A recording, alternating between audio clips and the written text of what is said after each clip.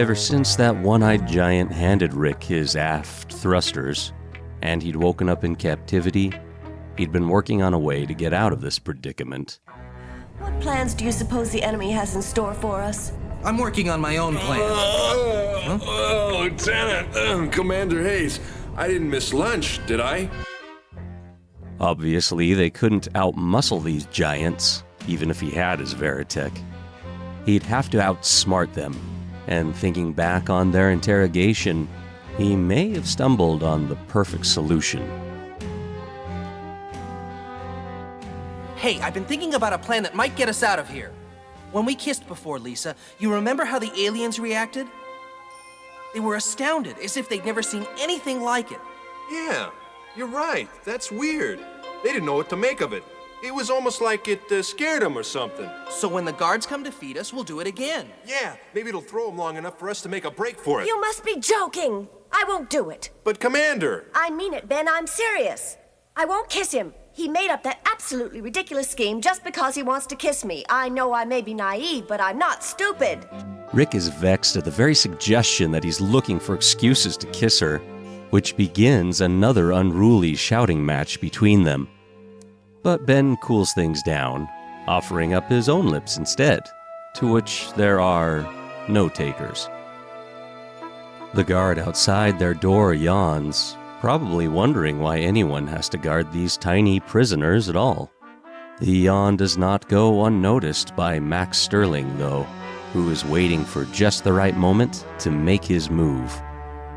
As Dolza confers with Britai and Exodor about what their next move against the battle fortress should be, Rico, Konda, and Braun volunteer themselves to infiltrate the SDF-1, study these Micronians up close, and even undergo the process of micronization to do it. Dolza is pleased by this and gives his approval to the 3 spies. Speaking of approval, Lisa reluctantly, almost sweetly, decides to give her approval to Rick's plan to kiss and distract the guards. But she makes it clear it's for duty's sake, certainly no other reason. Well, don't do me any favors. With a plan in place, they fortunately hear commotion just outside the door and get ready to create their distraction to stun the guards. And oh boy, does it ever stun their incoming visitor. I'm ready. It's your move. Well, pucker up.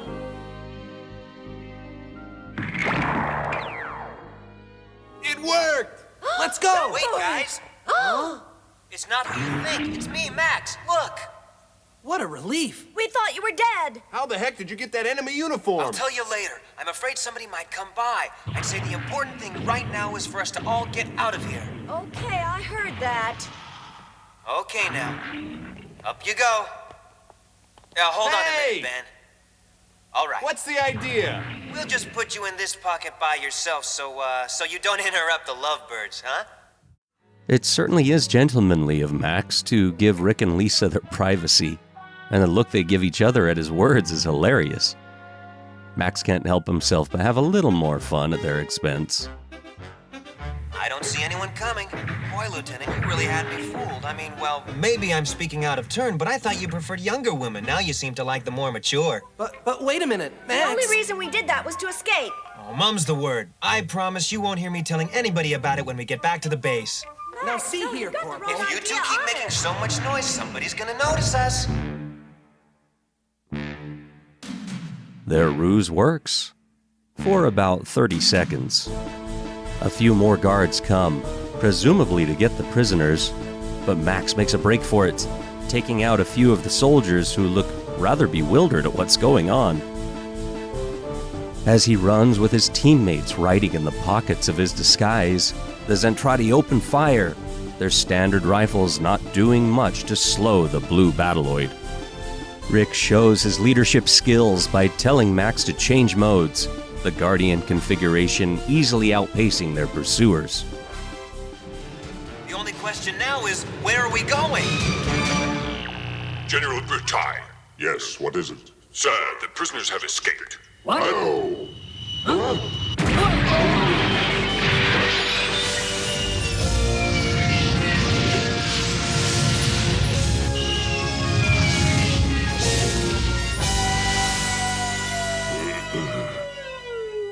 Micronians are quite amazing. We'll recapture them, sir. Just make sure that you do, Britai. Max heads towards an elevator to escape the new batch of ZENTRAEDI firing at them, which opens to a very startled soldier who jumps out of the way. Rick climbs the veritech's arm to work the controls of the lift, and Max's instruments tell him his fighter has taken too many shots. He warns the others it'll overheat and blow soon, and Lisa knows they have no choice but to run for it and find another ride home.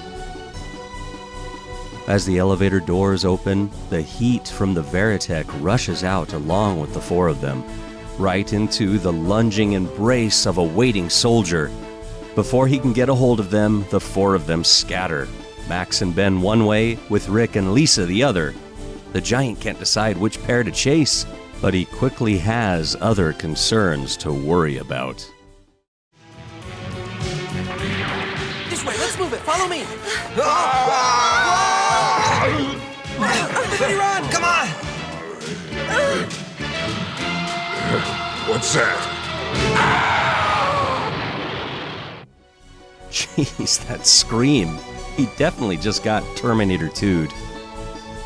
Lisa and Rick find a spot to hide and catch their breath, worried about Max and Ben, hoping they're all right. Rick peeks out at what room they're in and is startled at what he sees. Inside of humongous liquid-filled chambers, he and Lisa witness as the ZENTRAEDI inside are changing, their mass shifting, reducing them to the size of humans. Lisa takes the chance to record this on her micro video camera until a guard or operator for these chambers checks on the three subjects in them, which cues Lisa and Rick to keep running. Max and Ben are sprinting away with ZENTRAEDI hot on their heels, but Max is able to use his laser rifle to blow out the control panel of the door, giving them a chance to find some cover and keep moving. Rick and Lisa hide behind a weapons rack in the supply room, taking a breather and going over all the things they've seen since their escape. Lisa postulates that the ZENTRAEDI may have once been the size of humans originally, but engineered a way to change their size and strength to handle any condition they may face. This train of thought leads her to wonder if there is even a chance of ZENTRAEDI and humans sharing a common ancestry from somewhere in the cosmos. Rick understands what she's saying and even agrees as they piece together a hypothesis about their enemy, but they remain unaware that one of those enemies is slowly sneaking near. I believe it has to do with this protoculture they're always talking about. Otherwise, why would they have been so insistent in trying to find out what we knew about it? Look out! No!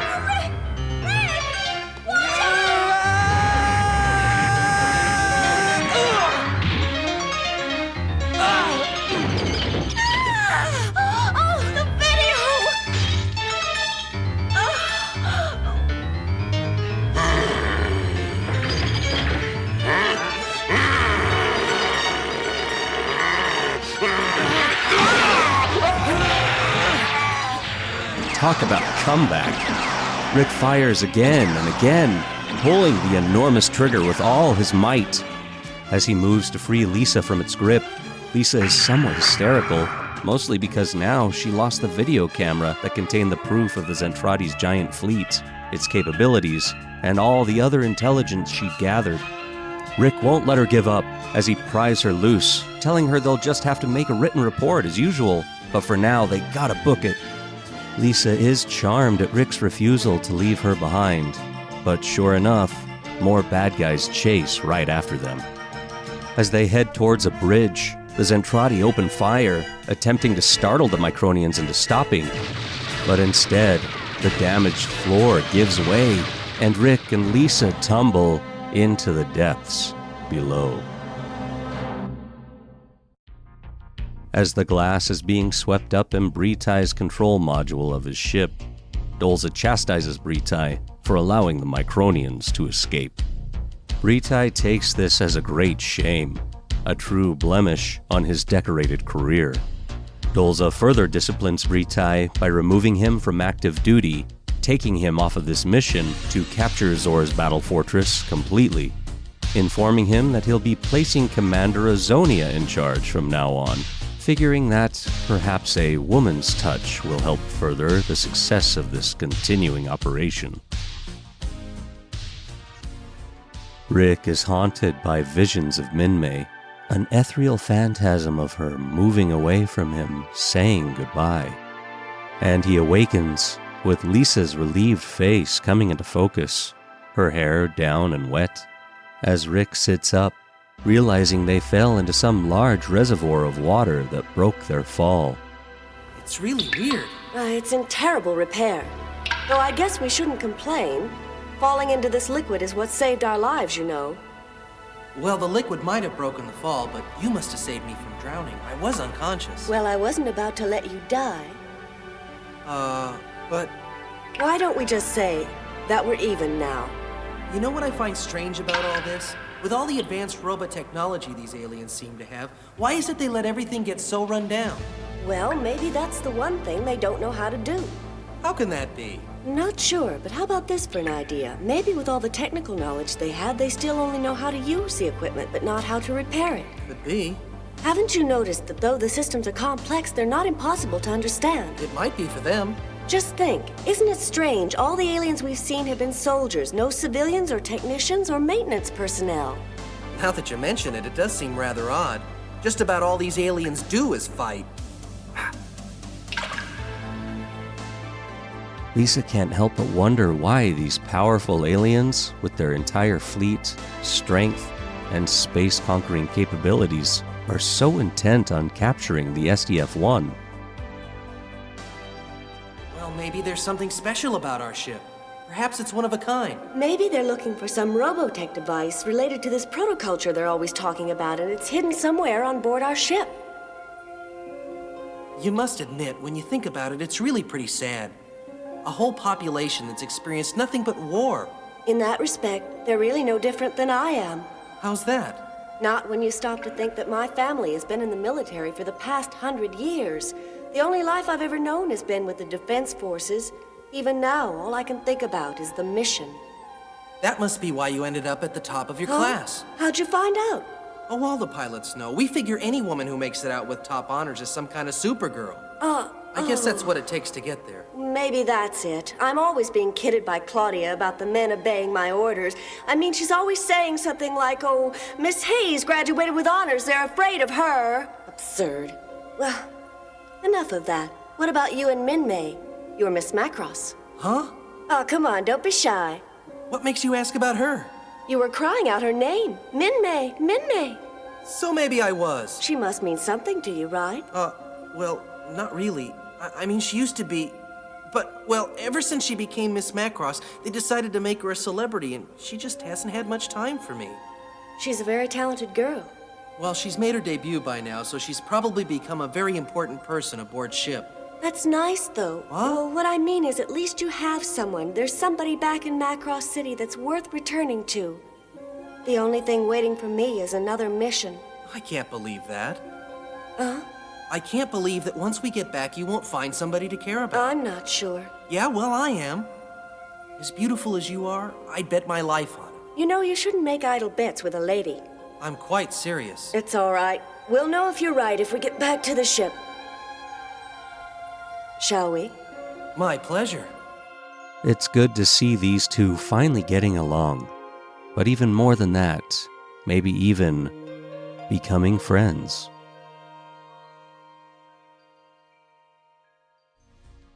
Rico, Conda, and Braun, their tiny new forms draped in the barest tunic and twine, report for duty. Dolza bids them to gather as much information on the Micronians as they can, and upon return of a successful mission, he promises them command of their own battleship in reward. The three are excited by this prospect, as Dolza dismisses them to carry out this all-important task. A task which will ensure victory of the ZENTRAEDI over the Micronians. Rick and Lisa don't know where to go exactly, but their instincts tell them to follow the breeze they feel.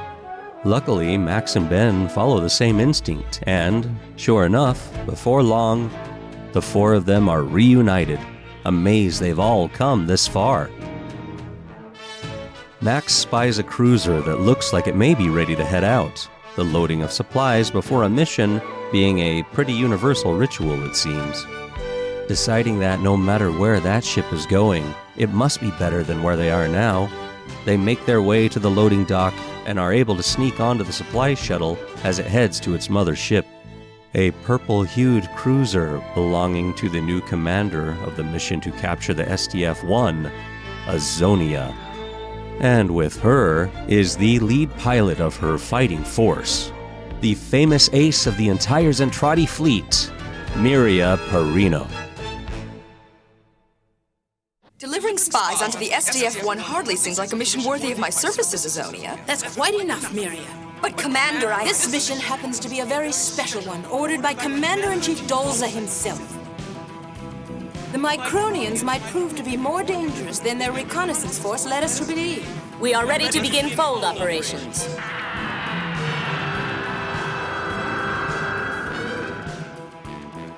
It's interesting that AZONIA wants to approach this mission with great caution after reading the reports of Britai's dealings with the Micronians. It's just that caution isn't exactly Miriya's style. Lisa and Vermilion Squad continue to improvise their escape plan as Lisa comes up with a brilliant idea. I know what we can do. We can commandeer one of those battle pods. Sounds good, but how do we operate it? That couldn't possibly be a problem for 3 ace pilots like you boys. Nope. Weren't you in a hurry, Rick, or am I mistaken? Oh yeah, that's right. Now, let's discuss how to go about getting our spies onto the SDF-1. why not just leave that up to me? You will deliver them alone? As we're only dealing with Micronians, how difficult could it be? I expected that attitude. You may be surprised. The 3 spies are placed into a comfy-looking capsule and are both excited and honored to find out that the famous Miriyah herself will be taking them to the Micronian ship. Miriyah prepares her Quadrano power armor confidently, matter-of-factly, as she receives last-minute instructions from AZONIA.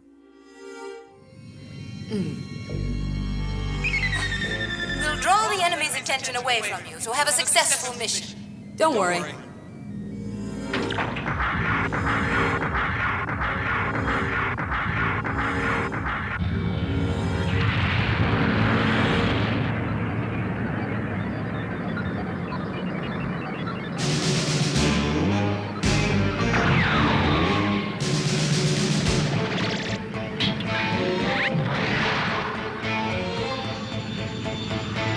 Well, we're on our way now. And we'll finally get to meet the Micronians in person.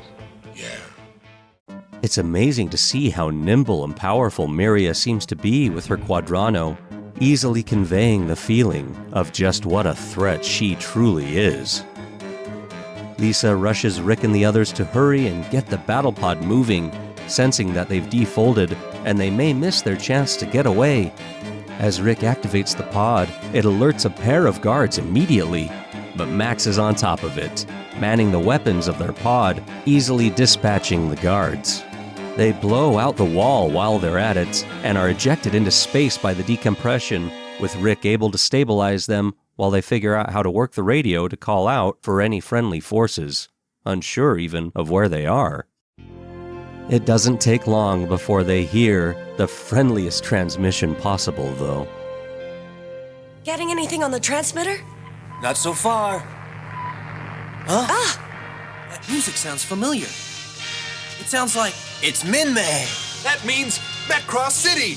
It must be! That means we're almost there! Against all odds, they've ended up back home. A battle wages all around the ship, with Roy and the Skull locked in combat against a surprisingly dangerous new enemy pilot. My, the big bad enemy doesn't seem so bad at all. They're hardly putting up any resistance.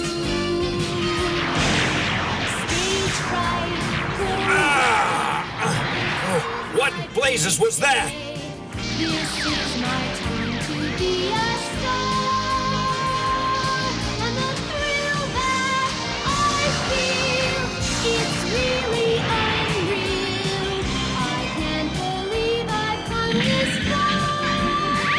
We made it!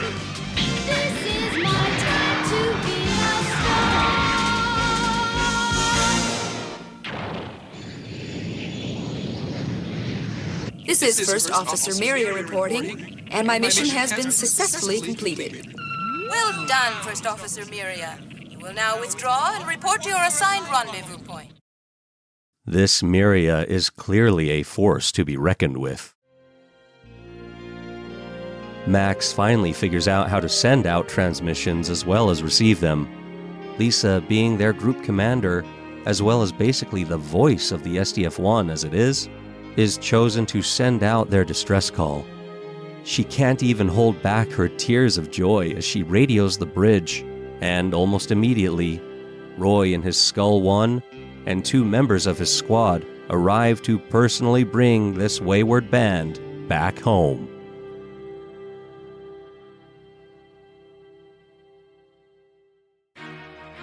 The end of this episode also marks the end of Volume 2, the first of the videos that my brother's friend, Bash, had found and brought over for us to watch.